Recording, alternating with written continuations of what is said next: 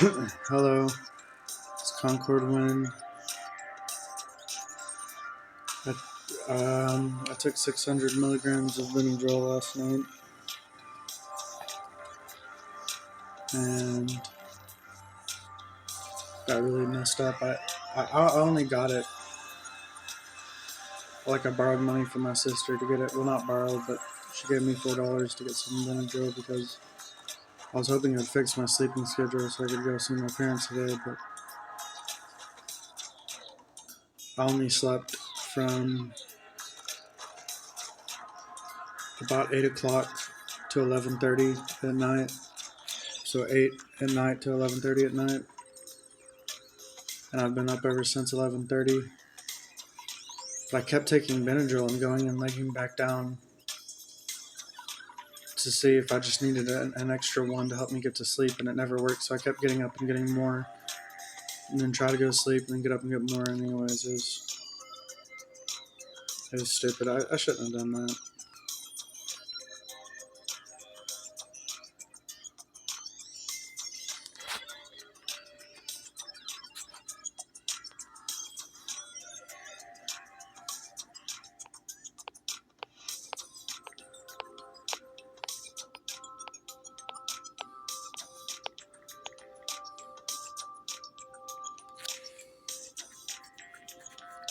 All of my people who served before me should think back on the past. Was your love for me tainted by impurity? Was your loyalty to me pure and wholehearted? Was your knowledge of me true? How much of a place did I hold within your hearts? Did I fill your hearts entirely?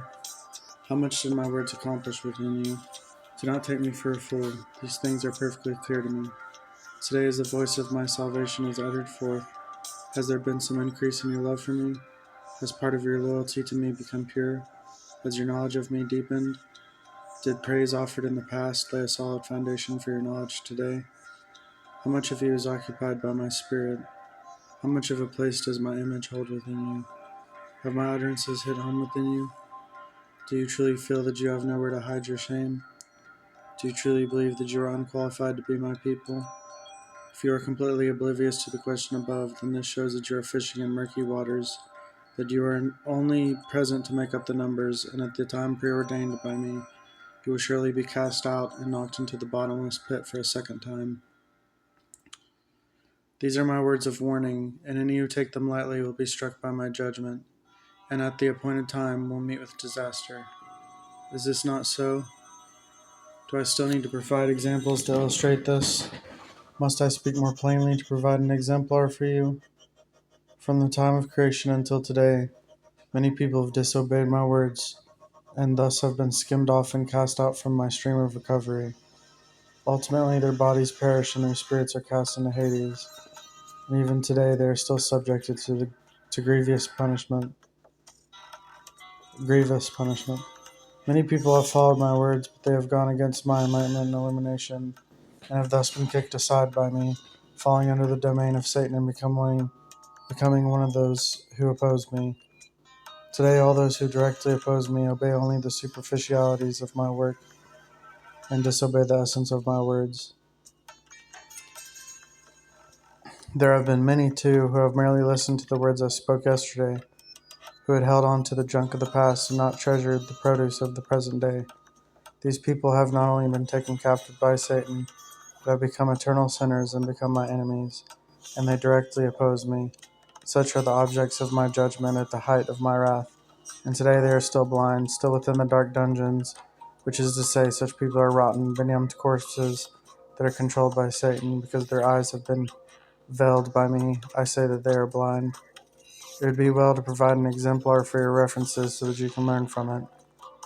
At the mention of Paul, you will think of his history and some of the stories about him that are inaccurate and out of line with reality. He was taught by his parents from a young age and received my life. As a result of my predestination, he was possessed of the caliber that I require. At the age of 19, he read various books about life.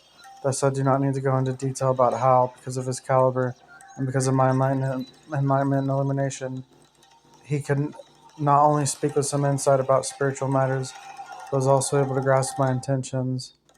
Of course, this does not exclude the combination of internal and external factors.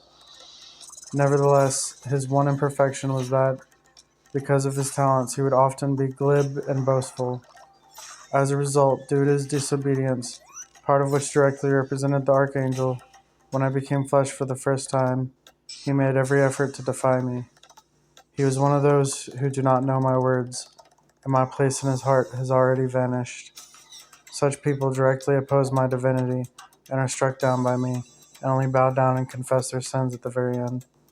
Hence, after I had utilized his strong points, which is to say, after he had worked for me for a period of time, he once more fell into his old ways, and although he did not disobey my words directly, he disobeyed my inner guidance and enlightenment, and thus all that he had done in the past was futile. In other words, the crown of glory he spoke of had become empty words, a product of his own imagination, for even today he is still subjected to my judgment within the captivity of my bonds.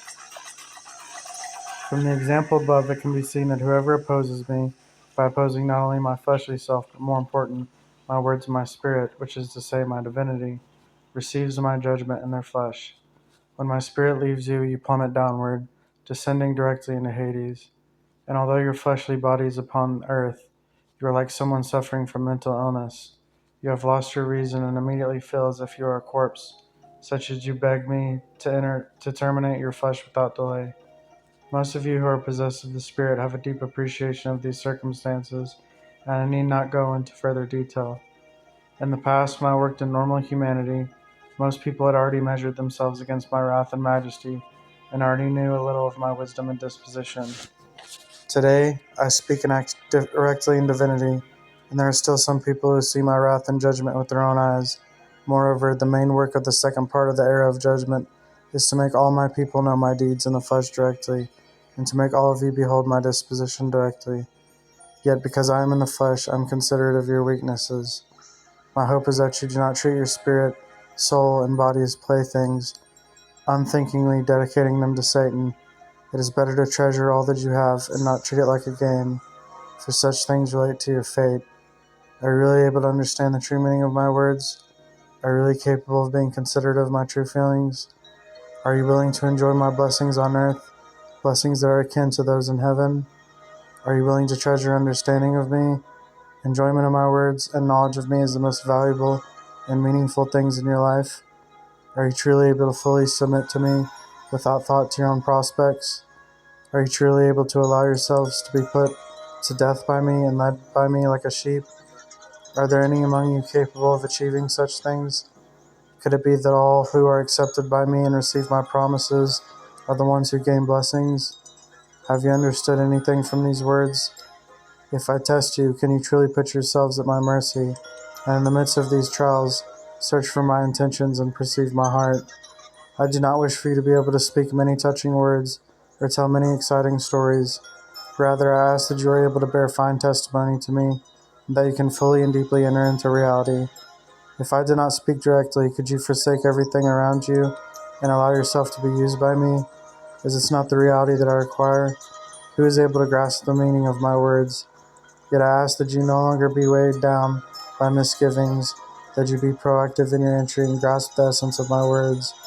This will prevent you from misunderstanding my words and from being unclear as to my meaning, and thus violating my administrative decrees. I hope that you grasp my intentions for you and my words. Think no more of your own prospects, and act as you have resolved before me, to submit to God's orchestrations in all things. All of those who stand within my household should do as much as they possibly can.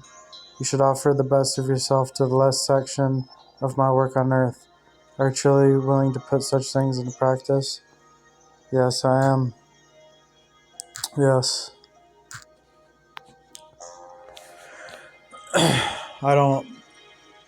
I'm really disoriented and tired from the Benadryl, but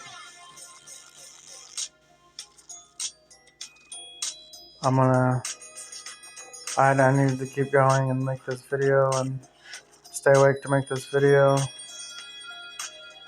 That was a long passage, huh?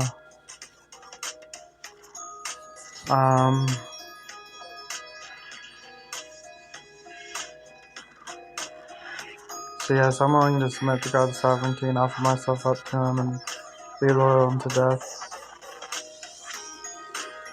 Even though I feel pretty messed up right now, I'm fighting through it. And that's it.